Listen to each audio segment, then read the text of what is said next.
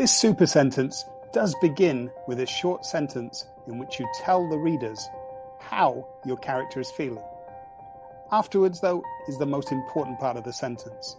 3 examples showing why the main character feels this way.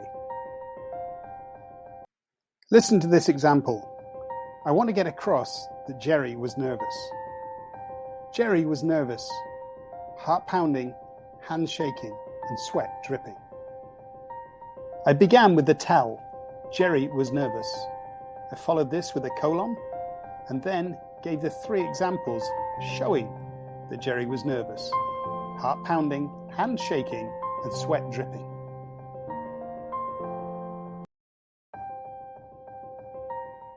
They finally felt like a team, smiling, laughing, and high-fiving.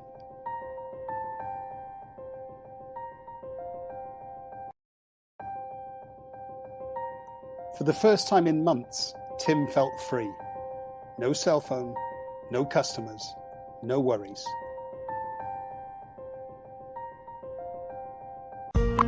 It's important to show how the characters in your stories are feeling. And for that, use the super sentence, tell, show, with 3 examples.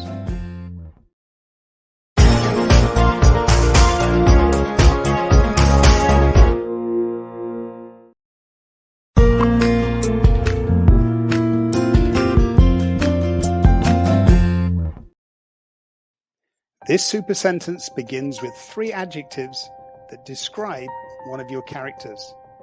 Those adjectives end in ed. Afterwards, you explain how that character acts. What can make this type of sentence a little tricky is thinking of 3 adjectives that end in ed that seem to go together. To help get you started here are some that you might want to use. Bored, confused, tired. Inspired, encouraged, tempted. Amazed, amused, excited. Embarrassed, insulted, sickened. Frightened, shocked, worried. Now let's put together one of these super sentences. Thrilled, interested, excited, Daniel followed his brother towards the pond.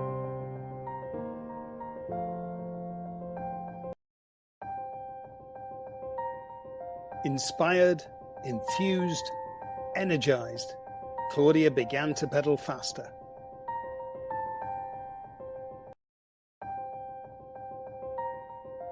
Sickened, shocked, disgusted, Stephanie approached the shivering animal.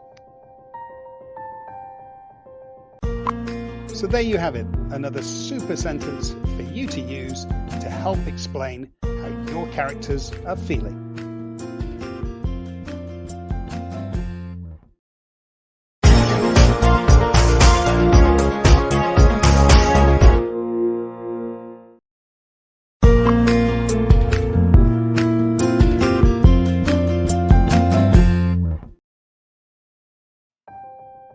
Four questions simply involves 4 questions. You begin by writing a main question, and from there, 3 sub-questions. Now, this is a great technique for building tension in your writing by making your reader think about and predict what might happen next. Here's a simple example. Jenny closed her eyes and began to count. Where would they hide? Under the bed? In the cupboard? Behind the curtain? After the introductory sentence came the first question, the main question. Where would they hide? Then came the 3 follow-up questions. Under the bed? In the cupboard? And behind the curtain. Here's another example. This time, the 4 questions are sandwiched between an opening sentence and a closing sentence. There was a lot of money stuffed into the bag. How much? $10,000? $100,000? $1 million? Whatever the amount, Billy knew he couldn't keep it. Here's another.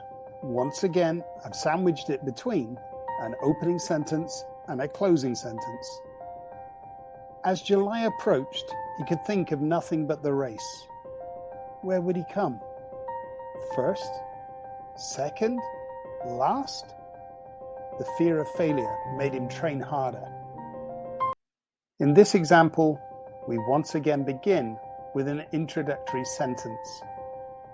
After that, you will notice the 4 questions, each predicting a gradually worsening situation, trying to build tension in the imagination of the reader.